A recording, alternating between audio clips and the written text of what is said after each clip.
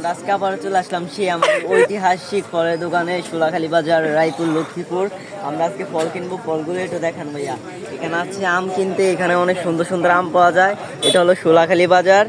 এই জায়গায় আমাদের আয়াতুল্লাহ ভাই আম বিক্রি করে, ফল বিক্রি করে, লেচু বিক্রি করে, কাঁঠাল বিক্রি করে। আপনাদের যাবতীয় ফল পাবো, বুঝছেন? আপনাদের সামনে তাকে পরিচয় করা দিচ্ছি, কিছুক্ষণ অপেক্ষা করুন।